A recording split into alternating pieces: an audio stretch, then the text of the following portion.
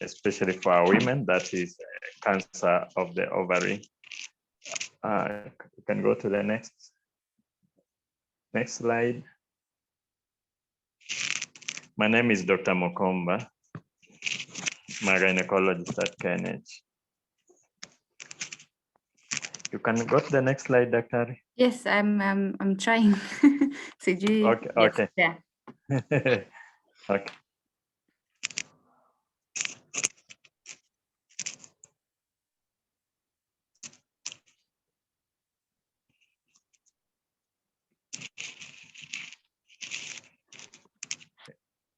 It's refusing to run. It's running. Oh, because I can only see the heading. Oh, you can't see on the screen. It hasn't gone advanced. beyond the. It has only gone the title only, the title slide. Oh, okay. So let me click the next one. I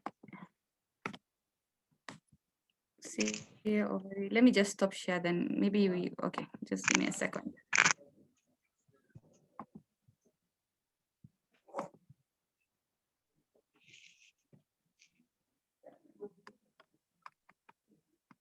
Okay, yeah, there it is. So like I said, we're talking of cancer of the ovary. The thing to understand is that cancer of the ovary is not actually one disease, but it consists of 5 or more different types of malignancies or cancers that affect the ovary. Worldwide, it's the 4th commonest cause of gynecological malignancy, and is one of the top, it's the 5th commonest cause of death due to cancer in women worldwide. For example, it is estimated that annually we get about 204,000 cases of cancer of the ovary, out of which about 144,000 die every year. Next, please.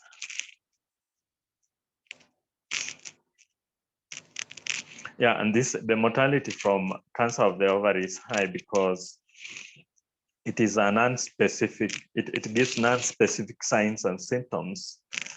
And initially it's asymptomatic. So by the time this diagnosis is made, then you find the disease is picked at very late stages, advanced stages 3 and 4, making treatment and good outcomes a bit difficult. Okay, we can go to the next one. Yeah, okay. And the other important thing to note is that cancer of the ovary can present all the way from young girls, from childhood, all the way to the very elderly. Various forms of ovarian cancer can present in all these age groups, though the commonest tends to be in the premenopausal and menopausal women, with a peak of about 55 years and above. Okay, the next slide. Like I said, that shows you the many different types of ovarian malignancies one can get. The first major class is the epithelial ovarian tumors, which are the commonest in over 85% of cases, and that one has its own subtypes, as it's listed in the slide: the serous tumors, mucinous tumor, endometrioid, mesonephroid, Brenner tumors, and undifferentiated carcinomas of the ovary, as well as carcinosarcoma of the ovary. These are the ones, the first group are the ones that are common in the elderly women. The other group is what we call germ cells. These ones are derived from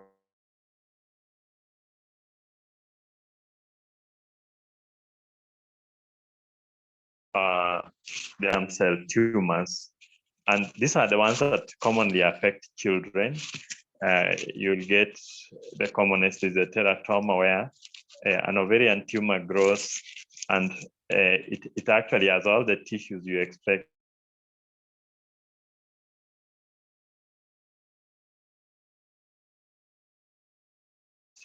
In the body, because it grows from the embryo. Once where you find, you'll find these are the ones called teratomas, very common in children, a common one, especially in adolescents.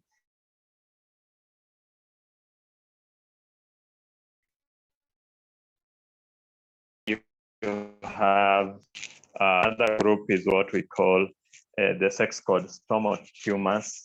The commonest is the granulosa cell tumors, and then the other variant is metastatic tumors. That is, the original tumors are in other parts of the body.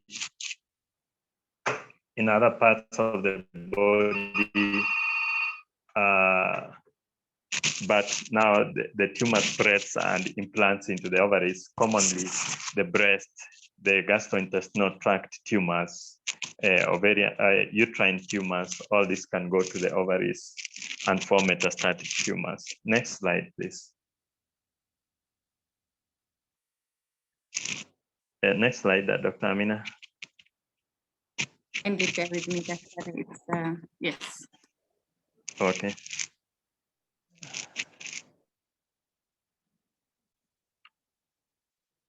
I go next again, or you wanted to give us a brief on the picture?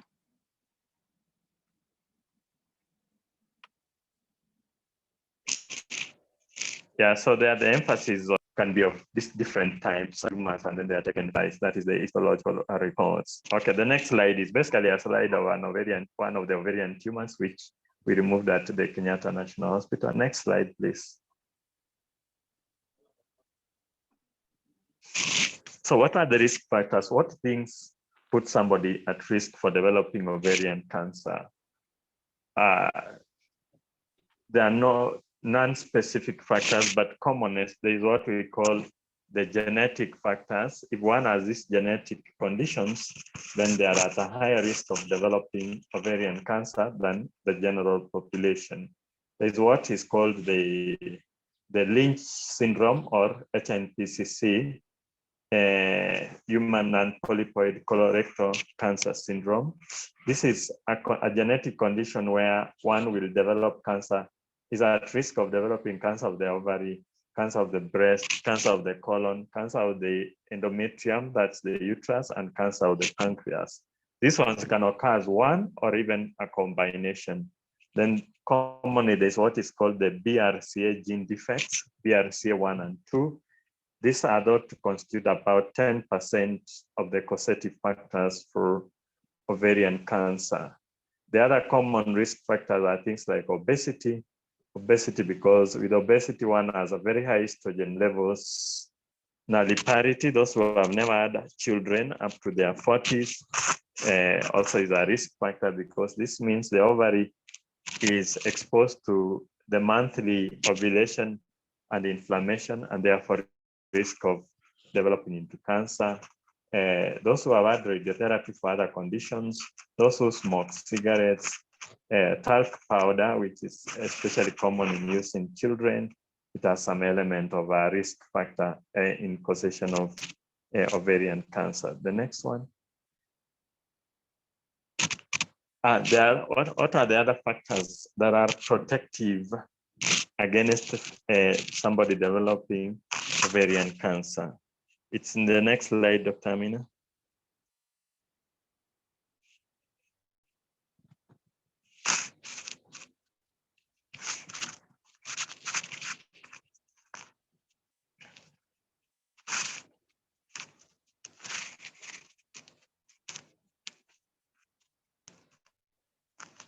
Okay. Yes, it's running. Yeah, there are protective factors against development of ovarian cancer. The one that has been proven and it's in its protective effect are the oral contraceptive pills. They are thought that if somebody uses this for, say, about 3 years, then it significantly reduces the risk of developing ovarian cancer. Those who have more than high parity, they have more children, they are thought to be protected against ovarian cancer. It's not absolute, but they are relatively protected. And this is because as they carry the pregnancies and breastfeed, then the estrogen levels in the body are not as high, and it reduces the ovulatory cycles. Like I said, oral contraceptive pills are the most important protective factor against development of cancer of the ovary. Next one.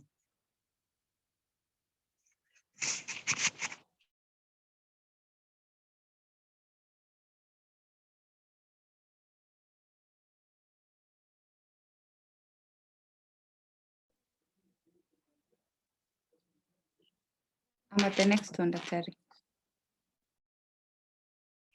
Yeah, then what fortunately, the internal abdominal fertility there tends to take by the time in the later stages. So initially, the signs are non-specific, more prominent in late stages, but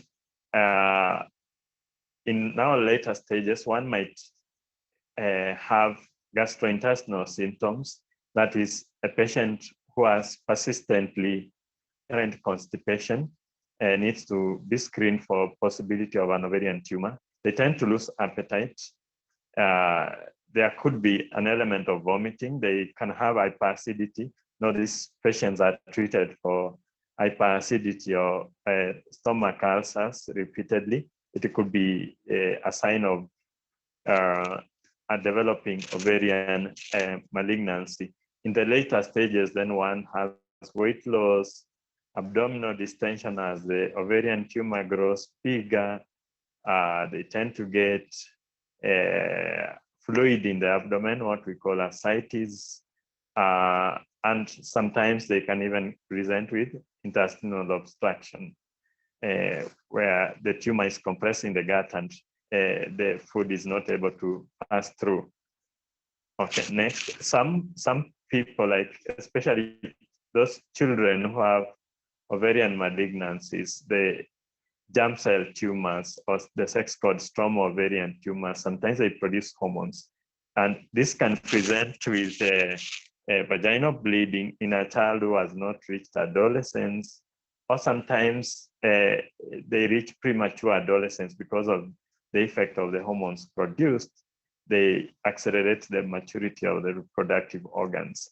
So if you get a young girl who's maybe 9 and below, and who is already having her periods, has more of the adolescent features, sometimes it could be because they have an ovarian tumor. In elderly women, sometimes some of the tumors produce hormones and they can give abnormal vaginal bleeding. Next.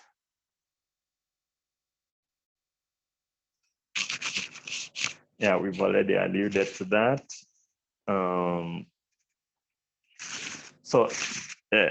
That's some of the listing of the tumors that we can get in children.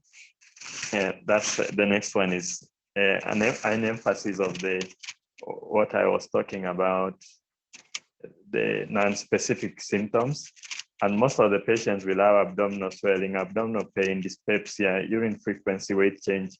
But all this will present in very late stages of ovarian cancer.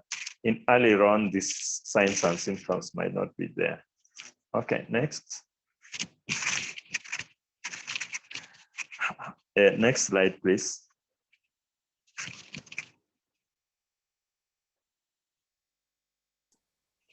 How then do we make a diagnosis of ovarian cancer? Unfortunately, for ovarian malignancies or cancers, there is no reliable screening tool, unlike for cancer of the cervix. So it's more of an index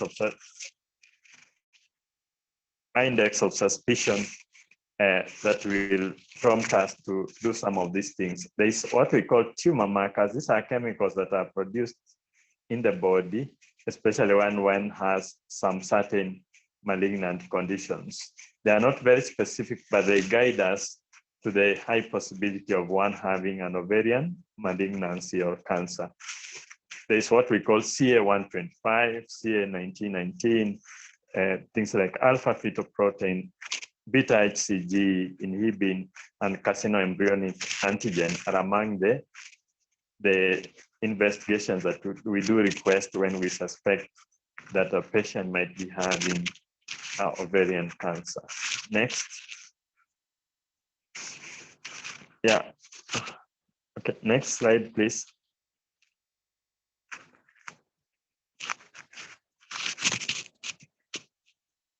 Dr. Amina, the next slide. Yes, Dr. Ahmad, the imaging, or I passed that one as well. Hello? Yes, Dr. I'm saying I'm at imaging abdominal pelvic ultrasound.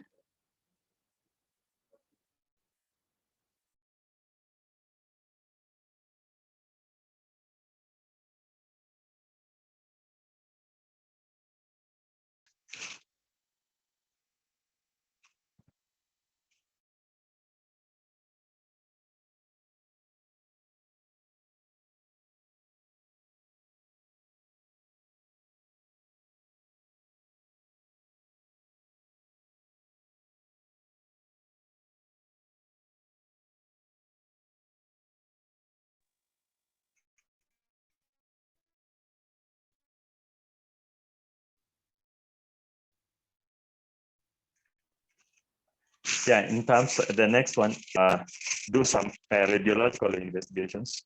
Commonest is the ultrasound scans.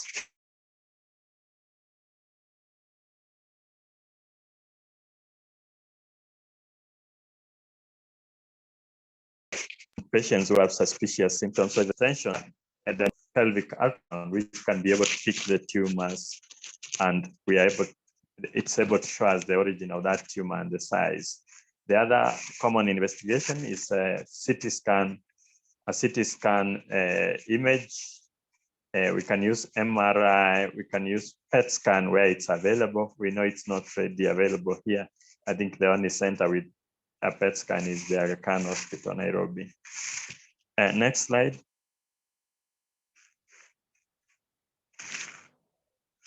Next slide, please.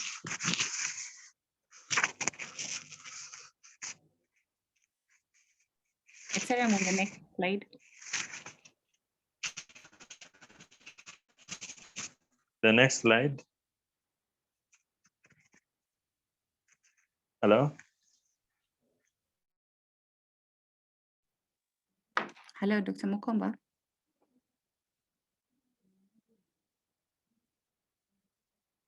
Hello.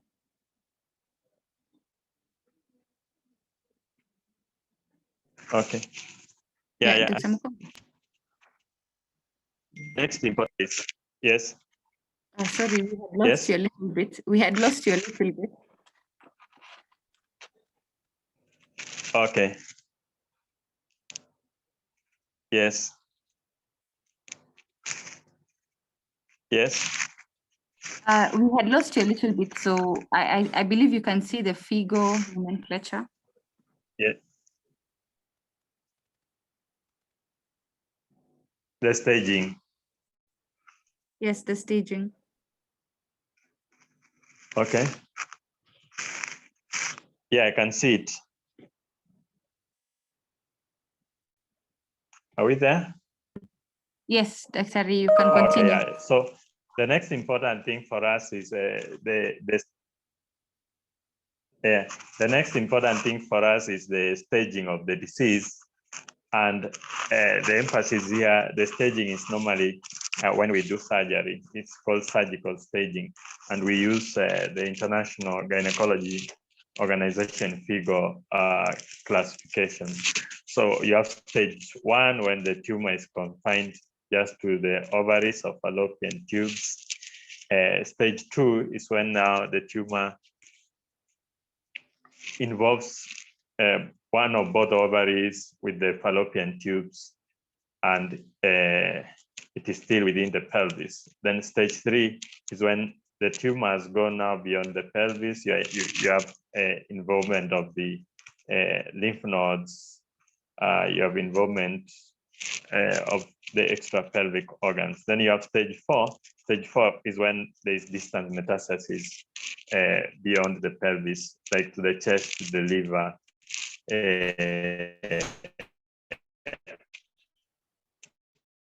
and it can even go to the screening. It's quite extensive, so I don't think we need to go through that very extensively. Okay, so the next one. Next slide, please.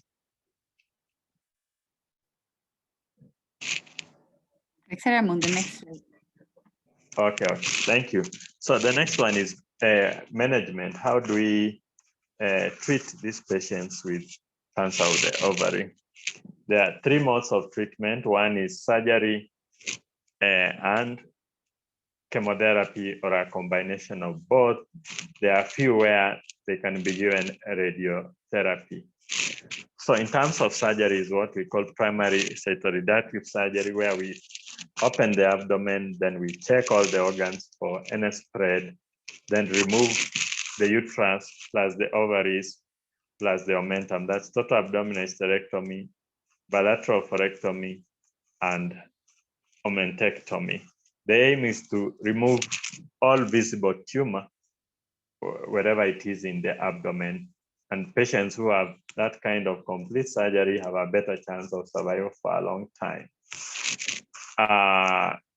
Because of the nature of presentation at late stages, sometimes what we do is what we call a maximum effort surgery. So you remove as much as you can, as much of the tumor as you can, and then later the rest you leave it for the chemotherapy. And where there are enough countries with enough manpower, these surgeries are best done by the gynecological oncologists. But we are very much aware we don't have enough in the country. So even most of the gynecologists will be able to do this kind of surgeries. And the other emphasis is in those who open this abdomen. So when you find the tumor is not operable, the best thing, at least make sure you take a biopsy before you close. The other important thing, sometimes in the very advanced stages and they are not fit for surgery, we can invite our colleagues from interventional radiology to take tissue specimens for us.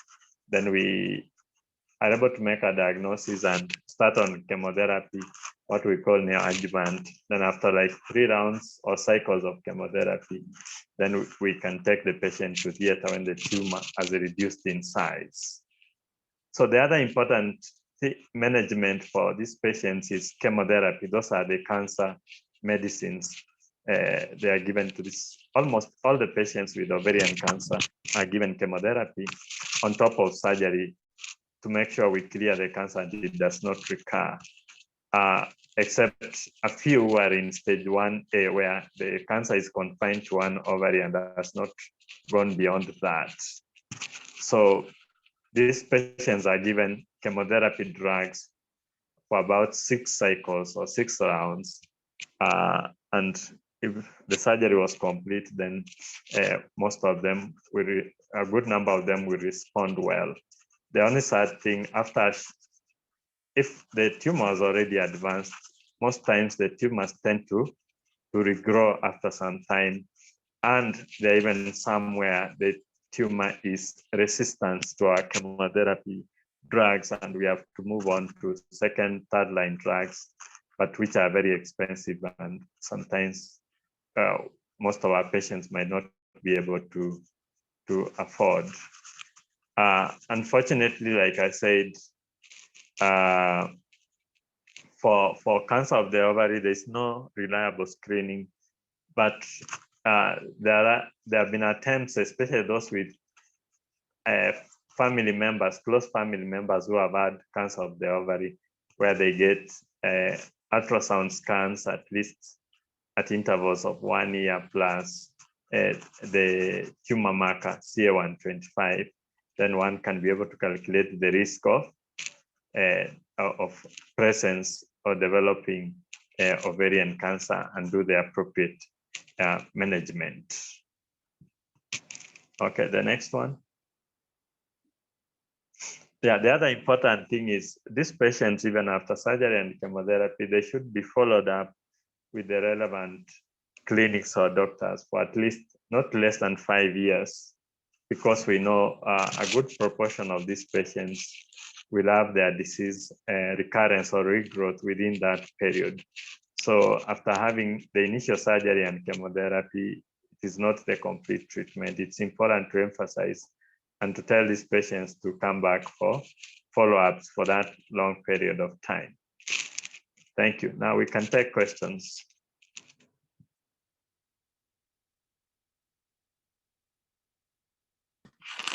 Okay, Dr. Ray, thank you very much for that presentation. Yeah. I think a lot of people are saying thank you. Thank you for an insightful presentation. Question here is, what is the recommended screening panel for individuals with familial history of ovarian cancer besides CA125? I think you mentioned just right now some ultrasound, but maybe you can expound further. Yeah, there's what we call the RMI or Roma index for patients with close family members, maybe a sister or the mother who have had cancer of the cervix. Those are the ones we check the tumor marker CA125 levels plus abdominal and pelvic ultrasounds. Then we calculate from what we see and calculate their risk factor. But like I said, there is no reliable screening tool for cancer of the ovary. But for these high-risk individuals, yes, that is done, where we take the levels of CA125 plus the ultrasound findings. Another question is, what are the preventive measures of ovarian cancer? The only preventive aspect we know is the use of the oral contraceptive pills, the microgynon or my choice, microgynon, all those, the oral pills that are used for family planning.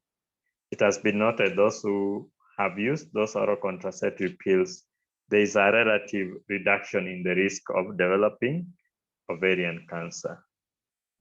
So, Dr. Would you probably advocate for people who have a high risk in terms of familial history to use oral contraceptive pills? Is it a recommendation? Yes, they can use because it has been proven to be protective.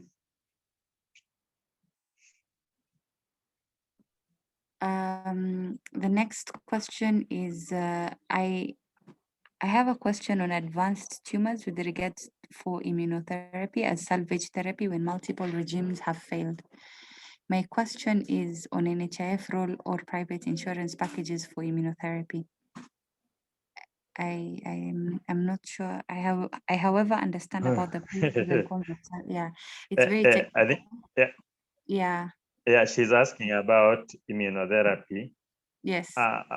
It's not a very proven method of treating cancers. It's some of those trials that are being done. So I'm not so sure whether NHIF will cover that. I know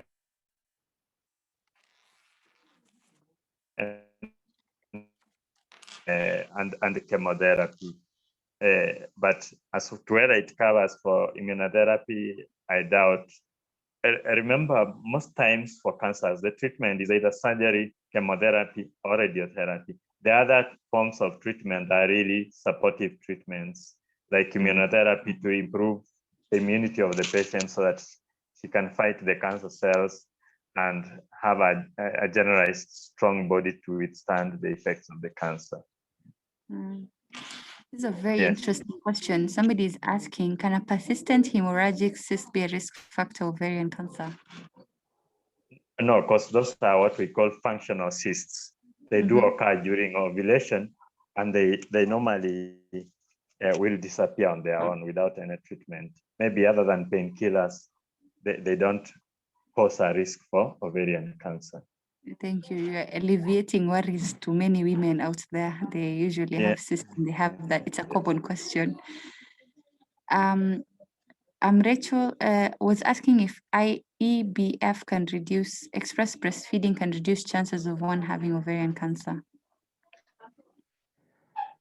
Well, we know pregnancies and breastfeeding, there's a relative protection in terms of the risk to ovarian cancer, but on their own, solely on their own, we can't say they prevent ovarian cancer. They just reduce the risk. Okay. And then another person is asking, what is the survival rate for ovarian cancer? It depends on the stage. For stage 1 and 2, the survival rate, say at 2 years, would be about 80%. Whereas for advanced cancer, it can be as low as 20 to 30% for advanced cancers, for advanced ovarian cancer. So for early cancer, the prognosis or survival is very good. But for stage 2, stage 3 and 4 ovarian cancer, then the survival is actually poor. How long will it be? Months, years? Because we normally follow them in terms of months and check at 2 years and 5 years. So if you evaluate these patients at 2 years, for example, those who had early cancer, 80% will be alive, and those who had advanced cancer, maybe around 30% will be alive by 2 years. Yeah, by 5 years, those who had advanced cancer, you might find only like 15% alive at 5 years, but for early cancer, you might get almost 60% will be alive. So, Doc, I noticed you mentioned something about sparing fertility in the children cancers. So, does it mean that these children have a high survival rate? Are the outcomes different from the adults? Yes, because the types of, like I said, ovarian cancer has many different types. The tumors they tend to develop are very sensitive to chemotherapy, meaning if you give chemotherapy, then you will clear the cancer and spare the ovary that is normal for their fertility in future. Okay. So somebody is asking, what is the role of prophylactic oophorectomy in women with first relative with history and abnormal BRCA genes? Yeah, that's from my senior doctor, Professor Wanyoro. Yes.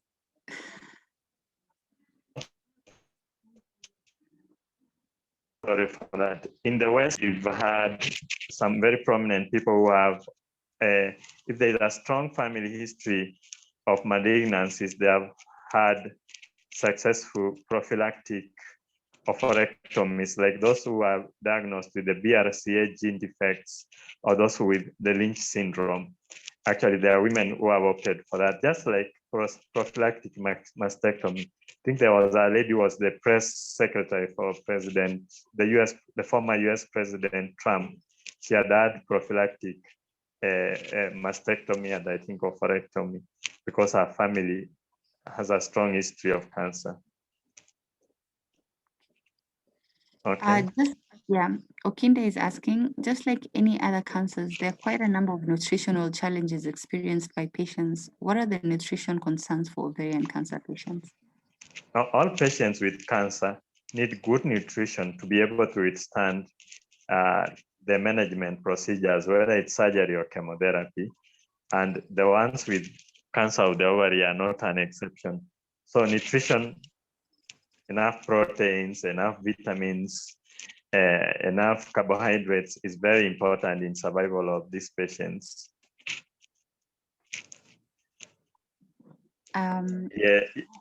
Yes, okay. I can pick. Yes. Yeah, I'm picking one. What about IUDs? I don't think they have been proven to be either causative or preventing. That's the intrauterine devices. There's one from my senior Dr. Lubano is asking about the correlation between bilateral tubal ligation and the risk of cancer of the ovary. We know for the high risk epithelial ovarian malignancies like the serous type, it is thought to originate from the epithelium of the fallopian tube.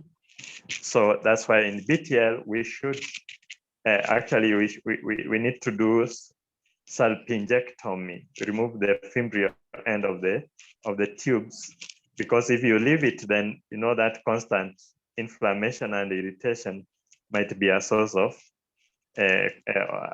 malignant cells to the ovary.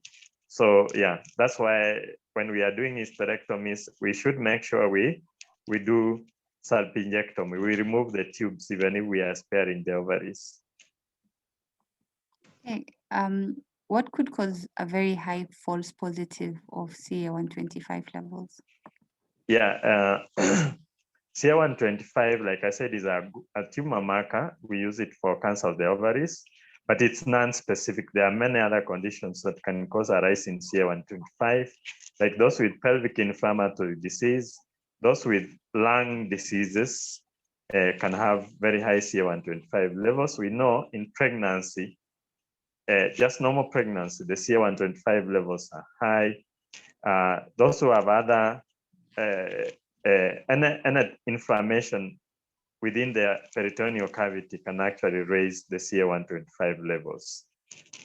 So though it's not specific, but it's a strong indicator that one could be having CA ovary, therefore a call for more investigations. Another question is, what is the correlation between ovarian and other gynecological malignancies? Yeah, they are correlated. For example, I gave the example of the HNPCC or Lynch and the BRCA genes. When one has those gene defects, then you can actually develop breast cancer, you can develop ovarian cancer, you can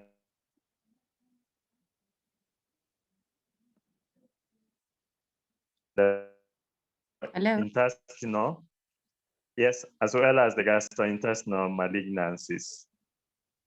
Okay. Yeah, so that is a connection. And also somebody who has, say, cancer of the endometrium, that is the uterus, that particular cancer actually can spread to the ovaries. Sometimes you get patients who have both cancer of the uterus and cancer of the ovary, or you can get one in the other organ that spreads to the other one. Okay. Okay. Yes, it makes sense. In what ovarian malignancy type is radiotherapy a treatment option? No, yeah, most times the main modes of treatment, like I said, is surgery, chemotherapy. But the germ cell tumors, like this germinoma, sometimes if it doesn't respond as well to chemotherapy, can be subjected to radiotherapy. So there is a small group of ovarian cancers that can respond to chemotherapy, yeah, like these germinomas, granulosa cell tumors, yeah, the non-epithelial types of ovarian cancers. Some of them sometimes are treated using radiotherapy. The good thing is that they're also very responsive to chemo, and rarely do we send the patients for chemotherapy. Okay. Is an ovulation a predisposing factor for ovarian cancer? No, actually, ovulation is a predisposing factor. An ovulation, except for where an ovulation is associated with what we call the polycystic ovary syndrome, where now the patients tend to have other hormonal imbalances, that is thought to be a risk factor. But an ovulation on its own, not quite. Is there an increased risk with chronic diseases like HIV, diabetes to ovarian cancer? An indirect risk, because when your immune system is low, then your body cells are not able to clear defective cells within the body. Normally, every minute, your immune system, your defense cells, clear millions of defective cells from dividing and propagating themselves. So when the immunity is affected, one is at risk for developing many types of body cancers. The more direct one is cancer of the cervix, but for ovary, yes, there's an indirect link. Any lowered immunity is a risk factor to cancer. Dr. There's somebody who wants to have a local overview of ovarian cancer in comparison to other cancers. Yes, like at the Kenyatta National Hospital, ovarian cancer is the second most common gynecological malignancies. The first one is cancer of the cervix. Yeah, so if you take cancer of the cervix, cancer of the breast, then the other common one would be cancer of the ovary. Does thyroid disease put you in danger of ovarian cancer? Not a direct link I can think of, no. Okay. I think there's one who misunderstood and is saying if the oral contraceptive pills predispose to ovarian cancer, actually it's the reverse. They protect. The oral contraceptive pills are protective. They do not cause, they are protective. And Another, how about another one is, there's somebody who's asking to cervical and breast cancer now, because they might be protecting themselves from ovarian and maybe risking themselves. Is that possibility there? Not quite. By high parity, we don't mean somebody becomes promiscuous or has many partners, no. No, I meant if you take the oral contraceptives to prevent you from ovarian cancer, will it have an effect in making the other, is it a risk factor to other cancers like cervical, breast, and what have you? Yeah, there's a relative risk to endometrial cancer. Okay. Yeah. There's somebody who is asking about, although it's somebody who is asking about the vaccines given to 9-year-old girls. I guess this is a vaccine for cervical cancer. It is completely, it is safe. Yeah. That is meant to prevent cervical cancer, and it's been shown to be safe. It's been in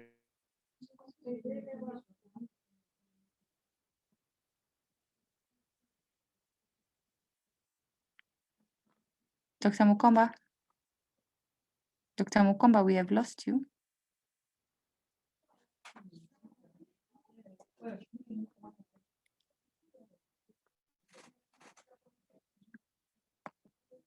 Daktari.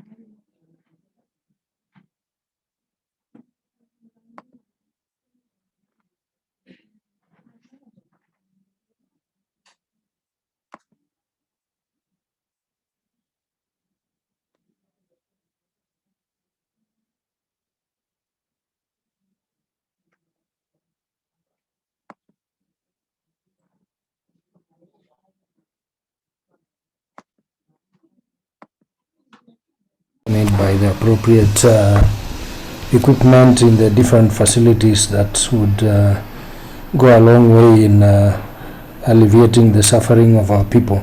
Because as we know, most people appear by the time they're in 4th stage or 3rd stage that is not amenable to any of the interventions. So I think this type of awareness and building a critical mass of specialists and also training and availing this knowledge is a very, very big step and a plus for our country. And specifically for Dr. Mukomba, he's a very good friend of mine. He's my personal choice doctor, so maybe I'm a little bit biased. So I enjoy listening to him and learning from him as well. So thank you. Thank you, Doc. Thank you. Dr. Lubano, maybe you can help me here with one question. There's a question on private practice, something to do with the possibility of having intra-op frozen sections. The person is asking in regards to cases where it's impossible to do a complete total abdominal hysterectomy with bilateral, especially in public facilities. I don't know if you understand. I don't seem to understand exactly what point they're trying to bring across, but my general remark is surgery is surgery and technique is there, and it is not the geography where you are. And I think surgery is carried out as a part of a specific proven, defined intervention. Excuse me, and it's not a random thing that you just do because you are maybe across the road here or down here or up here or wherever. That's my general comment, but I'm not sure I understand the substance of the question. I don't understand the question itself, and I wish she had pointed. I could unmute her for her to. Yeah, I'm having challenges getting Dr. Mukomba back. I think he's having challenges in theater. Yeah, the network this afternoon is unstable. Even I've had to switch to my phone to hotspot because my regular institutional network somehow is always reliable, but it's weak. And even today, my phone, which is usually super, is also having challenges. So I think there might be general issues with the network the whole afternoon. Maybe you can raise Dr. Mukomba on his phone. I have. He's trying to join in. Maybe he's still having technical challenges. So I'm sorry, I'm ambushing you with questions now. No, I've been paying attention, and I'm supposed to know, because this is also an area that I invested myself in. Yes, the use of statins associated with is use of statins associated with reduced CA ovary mortality. No, I don't have information on that or data specific, but statins have quite a wide range of metabolic effects, but not specific on CA ovary as such. Is having a widely spaced birth a risk factor for ovarian cancer? I don't even know what widely spaced birth means in this particular context. Maybe if you extrapolate that to mean low parity or whatever, then maybe has some sort of ecological correlation, like having fewer number of children, if that is the ultimate, because you only have a certain window in which you can reproduce. So if you are spacing 5, 10, 20 years, you may not have as many as. Is genetic testing being done here in Kenya? I mean, a whole range of genetic testing and sequencing, just like what we are doing for viruses, is available. It's just the primers that may not be there, but in terms of the technology and the platforms, they are quite available now and affordable, because these were things which you would not hear about. There's a lot of next-generation sequencing and availability of genetic markers, like, for example, nowadays, even in HIV, when you want to use drugs like abacavir, you have to do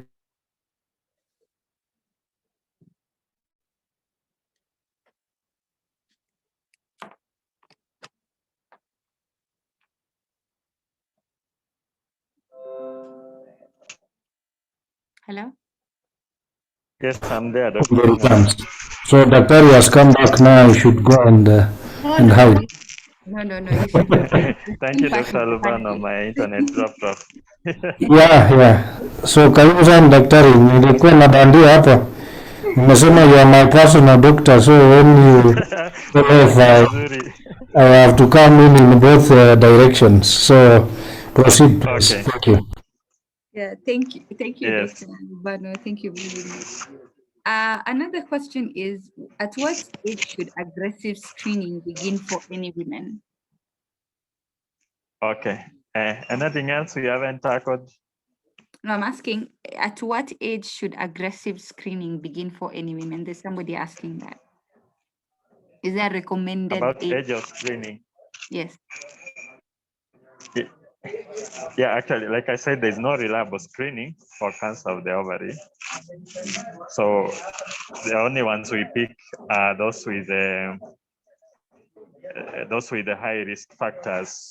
They should start early on. Like I said, these things can start from childhood to adulthood, but the most risky age is from 40s and above. So if one who is above 40 starts getting these symptoms, hyperacidity, constipation, they are not having a very good appetite, they are not able to eat well, they take long for going for a long call, then they should go for a checkup. Okay.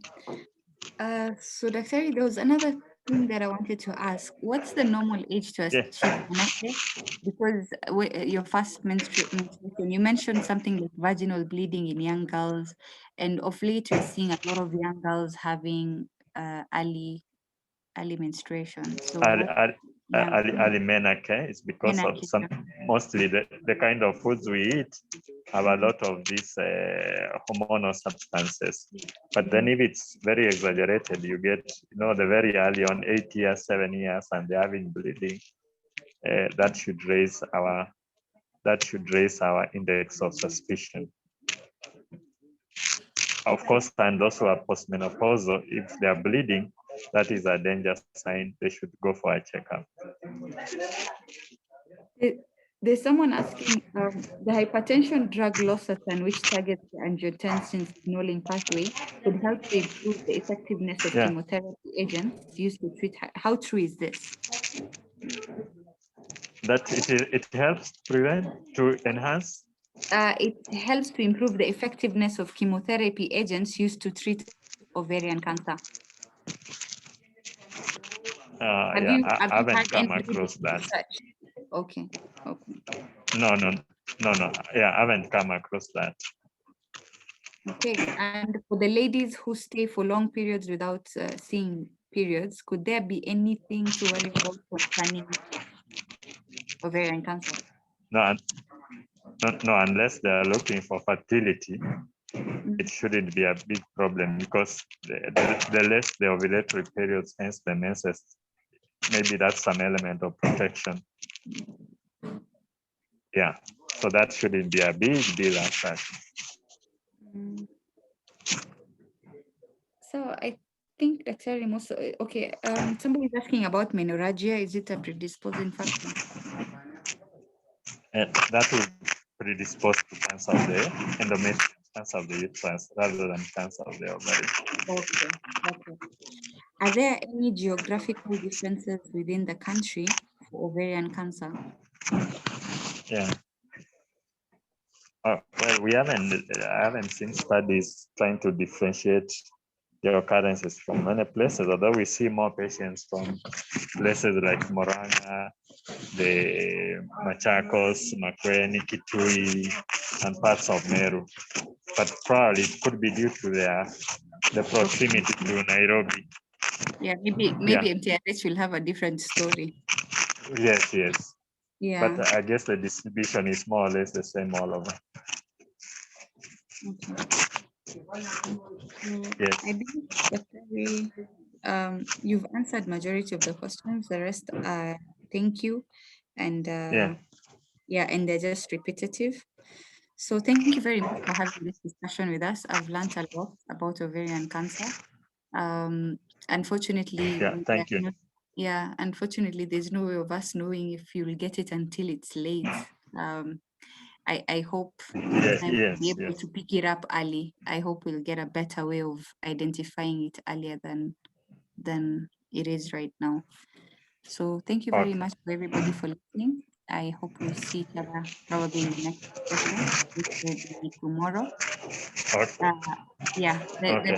Thank you. Sorry. Yes. Okay, thank you.